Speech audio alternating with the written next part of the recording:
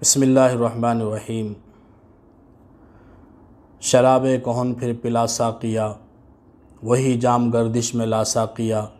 मुझे इश्क़ पर लगा कर उड़ा, मेरी खाक जुगनू बना कर उड़ा। खिरद को ग़ुलामी से आज़ाद कर, जवानों को पीरों का उस्ताज़ कर।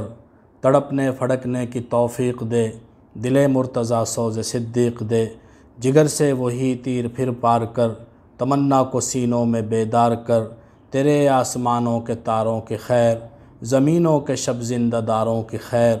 जवानों को सोज़े जिगर बख्श दे, मेरा इश्क मेरी नज़र बख्श दे। 14 अगस्त है, जिसको हम यौम आज़ादी के नाम से मौसूम करते हैं और ख़ुशी मनाते हैं। लेकिन कुछ बातें ऐसी हैं कि हमें इस यौम आज़ादी पर उनको बहरहाल सोचना चाहिए, उन पे गौर व फ़िक्र करना चाहिए। आज़ादी की ख़ुशी मनाना बहुत अच्छी बात है, लेकिन क्या हम वाकई आज़ाद हैं? अपने फ़ैसलों में, अपने रहन सहन में, अपनी ज़िंदगी गुजारने में, अपनी कानून साज़ी में क्या हमारी अदालतें आज़ाद हैं? क्या हमारे कलम आज़ाद हैं? क्या हमारी ज़बानें आज़ाद हैं? क्या हम फ़ैसले करने में आज़ाद हैं? क्या हमारी सियासत आज़ाद है? और अगर ये सब कुछ भी आज़ाद है तो क्या एक उम्मत होने के नाते हम आलमी सतह पर आज़ाद हैं? अगर पाकिस्तान को ये सारी खूबियाँ हासिल हो भी गईं, बिलफ़र्ज़ अगर एक लम्हे के लिए मान लिया जाए कि वाक़तन ये सब कुछ हमारा आज़ाद है, हमारा मीडिया आज़ाद, हमारी सियासत आज़ाद, हमारी अदलिया आज़ाद, हम मुकम्मल तौर पर आज़ाद हैं, लेकिन उम्मत मुस्लिमा क्या वाक़तन आज़ाद है? नबी करीम सल्लल्लाहु अलैहि वसल्लम और सहाबा के दौर में जब मुसलमान अल्लाहु अकबर कहते थे तो वो हकीकतन अल्लाहु अकबर के मिस्दाक थे कि अल्लाहु अकबर, अल्लाह सबसे बड़े हैं। जब वो ज़मीन के ऊपर सजदा करते थे और अल्लाहु अकबर कहते थे कि अल्लाह सबसे बड़े हैं, तो दुनिया में नज़र आ रहा होता था कि वाक़तन अल्लाह बड़े हैं। मुसलमानों का उरूज था, गलबा था, और मुसलमानों की एक हैबत थी, मुसलमानों का एक रौब था। अल्लाहु अकबर कहते थे तो नज़र आता था कि वाक़तन अल्लाह बड़े हैं। उमर फ़ारूक रज़ी अल्लाह तआला के ज़माने में अल्लाहु अकबर कहा जाता तो पता चलता था कि 22 लाख मुरब्बा मील पर उसकी मिसाल मौजूद है कि वाकई अल्लाह बड़े हैं। जब हम अल्लाहु अकबर कहते हैं तो क्या हमारा अल्लाहु अकबर आज़ाद लोगों का अल्लाहु अकबर है? क्या हमारी खुशी आज़ाद लोगों की खुशी है? कश्मीर में पिछले 1 साल से कर्फ्यू लगा हुआ है और हम कहते हैं कि हम आज़ाद हैं। इराक़ सालों से जंग ज़दा है, हम आज़ाद हैं। अफ़गानिस्तान पिछले 20 साल से हालत जंग में है। 20 साल से नहीं बल्कि 50 साल हो गए, 1970 से, उस वक्त से लेकर परेशानियों के अंदर, जंगों के अंदर वो लोग मुब्तला हैं। जब से वहाँ रूस आया, तो क्या हम वाक़तन आज़ाद हैं? उम्मत मुस्लिमा होने के नाते क्या हम आज़ादी की खुशी मनाने के काबिल हैं? अगर एक घर के अंदर एक आदमी खुशहाल और बाकी सब परेशान हों तो क्या उस अकेले आदमी को खुशी मनाने का हक़ हासिल है? इस बात की कोई भी इजाज़त नहीं देता, लेकिन हम बहरहाल खुशी मनाते हैं। मान लिया जाए कि ये सब बिल्कुल ठीक है और इसको खुशी के तौर पर मनाना चाहिए, लेकिन सोचने की बात यह कि हम आज़ाद किससे हुए हैं? हमारी आज़ादी का मतलब क्या है? हम तो हिंदुस्तान को छोड़कर आए, हिंदुस्तान हमारा था। 1000 साल तक हमने हिंदुस्तान के ऊपर हुक्मरानी की। ख़ुद हिंदुस्तान वाले इस बात को मानते हैं। हम तो बाज़ मरतबा कहते हैं कि 800 साल हमने हुक्मरानी की, वो कहते हैं कि नहीं 1000 साल तक हुक्मरानी की हमारे ऊपर, हमको ग़ुलाम बनाए रखा। 1000 साल तक मुसलमान पूरे हिंदुस्तान के ऊपर हुकूमत करते रहे और फिर हम उसको छोड़कर आ गए। यानी एक हम छोटे से हिस्से के ऊपर हम राज़ी हो गए कि यहाँ पर हिंदुओं की बालादस्ती है और हमने एक हिस्सा ले लिया जिसको हम पाकिस्तान कहते हैं। अल्लाह ताला की बहुत बड़ी नेमत है और जो फ़ैसले हो जाएं बस उनके ऊपर आदमी को राज़ी रहना चाहिए और उसको बेहतर से बेहतर करने की कोशिश करनी चाहिए। लेकिन मैं जो बात अर्ज़ करना चाहता हूँ, मैं जो कहना चाहता हूँ वो कुछ और है। वो ये है कि हिंदुस्तान हमारा मुल्क था, हमने यहाँ पर हुक्मरानी की, आज़ादी मनाने का मतलब यह है कि हम बाकी सारा हिंदुस्तान भी असर नो लेने के लिए अज़म का इरादा करें। ये ऐसे है कि 2 कनाल का किसी का घर हो और फिर उसमें बंटवारा हो जाए और 5 मरले जगह किसी को दे दी जाए कि तुम यहाँ अलग रहो, तो बाकी जो ज़मीन उससे छीन ली गई, वो वक्ती तौर पे 5 मरले लेके अलग होकर ज़िंदगी गुजार रहा है, खुशहाली की ज़िंदगी गुजार रहा है, लेकिन उसकी नज़र कभी भी बाकी रकबे से नहीं हटेगी। देखा मैं कैसे छोड़ सकता हूँ इसको। तो हमें ये अज़म और इरादा करना चाहिए और ये उम्मीद रखनी चाहिए और ये जज्बा होना चाहिए कि इंशाअल्लाहुल अज़ीज़ सिर्फ़ कश्मीर आज़ाद नहीं होगा।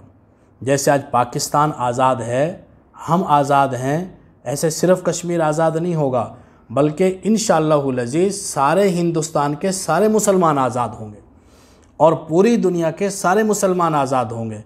मशरिक़ में रहने वाला मुसलमान, मगरिब में रहने वाला मुसलमान, शिमाल में रहने वाला मुसलमान, जुनूब में रहने वाला मुसलमान, सारी दुनिया के सारे मुसलमान आज़ाद होंगे। हम ये अज़म करें।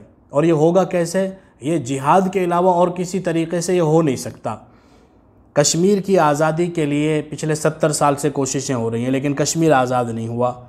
अफ़गानिस्तान के अंदर 20 साल मेहनत की तालिबान ने और दुनिया के 45-48 ममालिक ज़लील व ख़ार होकर अफ़गानिस्तान को छोड़ के चले गए।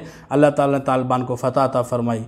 ये क्या फ़र्क क्यों है कि वो 20 साल के अंदर 48 ममालिक से जंग जीत गए और कश्मीर के रहने वाले पिछले 70 सालों में भी एक मुल्क हिंदुस्तान से अपनी आज़ादी नहीं ले सके। क्यों? कि हम सिर्फ़ इतना मुतालबा करते हैं कि हमें आज़ादी चाहिए, हमने हथियार नहीं उठाने और हमने पुरअमन एहतजाज करना है, बुज़दिलों का सा काम, और हमने आज़ादी लेनी है जब तक जज्बा जिहाद बेदार नहीं होगा। और कश्मीर का मुसलमान जिहाद का नारा लगा के और जिहाद के नाम पर अल्लाह के कलमे को बुलंद करने के लिए अपनी जिद्दोजहद को शुरू नहीं करेगा, आज़ादी नहीं मिल सकती, इज़्ज़त नहीं मिल सकती। और अल्हम्दुलिल्लाह वो जज्बे पैदा हो रहे हैं और वो सूरत हाल अब पैदा हो रही है। तो अल्हम्दुलिल्लाह हम आज़ाद हैं, लेकिन हमारी आज़ादी अधूरी है। हम सही मानों में तब आज़ाद होंगे जब कश्मीर आज़ाद होगा। हम सही मानों में तब आज़ाद होंगे जब हिंदुस्तान के 25 करोड़ मुसलमान भी आज़ाद होंगे। और ये हिंदुस्तान वालों को जहन में रखना चाहिए कि इंशाअल्लाहुल अज़ीज़ वक्त दूर नहीं है कि जब मुसलमानान पाकिस्तान और मुसलमानान हिंद एक होकर सारे हिंदुस्तान के ऊपर हुक्मरानी करेंगे। मोदी ने मैदान अल्हम्दुलिल्लाह साफ़ कर दिया है मुसलमानों के लिए। जो मुसलमान शायद अगले 50 साल बेदार ना होते, मोदी ने अपनी हरकतों से आलम इस्लाम के मुसलमानों को और बिलखुसूस कश्मीर के मुसलमानों को और हिंदुस्तान के रहने वाले मुसलमानों को बेदार कर दिया है। दुनिया जो मर्ज़ी कहती रहे, नविश्ता दीवार है हिंदुस्तान के टुकड़े होना। पाकिस्तान के टुकड़े होने की बड़ी पेशगोइयाँ की गई, अल्हम्दुलिल्लाह आज तक मुस्तहकम है, मज़बूत है और ता क़यामत इंशाअल्लाहुल अज़ीज़ मुस्तहकम रहेगा। लेकिन हिंदुस्तान अपनी खैर मनाए, हिस्से बखरे होने को हैं। कुछ इलाके पर चाइना कब्ज़ा करना चाहता है, कुछ इलाका हमारा है बज़रिया कश्मीर, और कुछ इलाका नेपाल लेना चाहता है, और कुछ इलाके के ऊपर भूटान जो है अपना क्लेम करता है।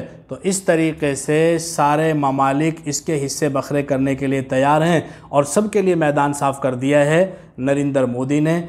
इंशाअल्लाहुल अज़ीज़ आज़ादी का सही माने में वो दिन होगा जब हम लाल किले के अंदर जाके झंडा लहराएंगे और पाकिस्तान का झंडा, मुसलमानों का झंडा, आलम इस्लाम का झंडा जब लाल किले के अंदर लहरा रहा होगा और दुनिया देख रही होगी कि वाक़तन मुसलमान एक कौम थे, मुसलमान एक कौम हैं, मुसलमान एक उम्मत थे।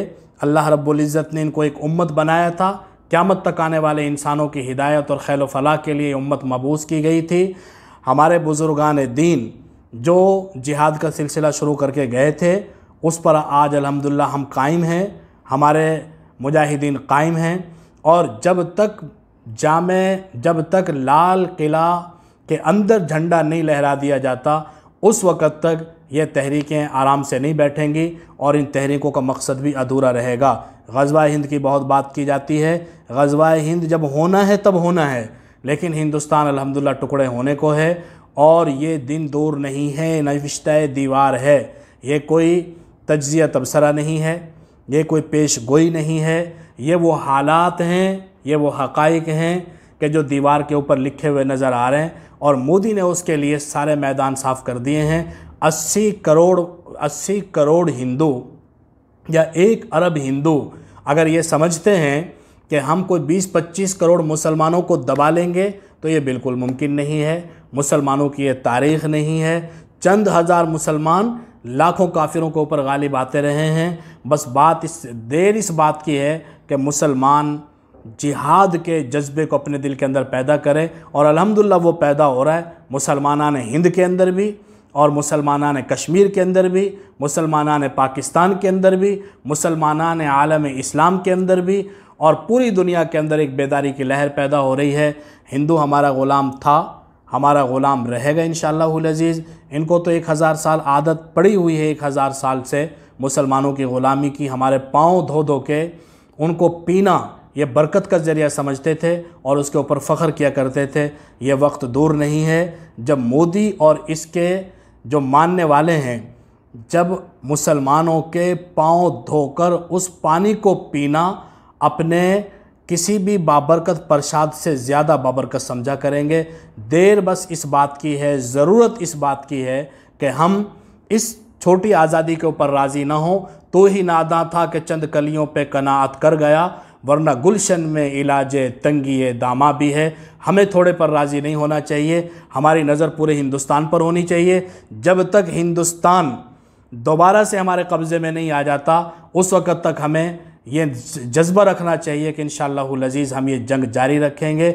और ये बात याद रहे, ये बात जहन के अंदर रहे, इसे कोई हरगिज़ ना भूले कि हिंदुस्तान अखंड भारत बनाना चाहता है। मोदी अखंड भारत बनाना चाहता है, लेकिन इसको ये मालूम नहीं है कि अखंड भारत के ऊपर हुक्मरानी तो मुसलमानों की थी।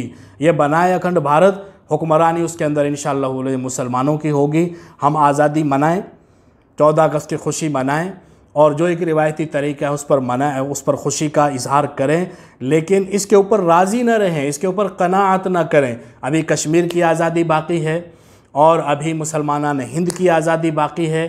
जब तक ये सारे लोग आज़ाद नहीं हो जाते, कुल आलम इस्लाम आज़ाद नहीं हो जाता, उस वक़्त तक इंशाअल्लाहुल अज़ीज़ हमारी ये मेहनत और कोशिश जारी है, और हमारी आज़ादी जो है उसका मज़ा उस वक़्त तक अधूरा रहेगा जब तक के मुकम्मल तौर पर मुसलमान आज़ाद नहीं हो जाते। सब मुसलमान आज़ाद होंगे, और फिर हम जब कहेंगे अल्लाहु अकबर तो पता चलेगा कि आज़ाद कौम का कहा हुआ अल्लाहु अकबर है। अल्लाह ताला हमें अमल की तौफीक नसीब फरमाए। वमा अलैना इल्लल बलाग।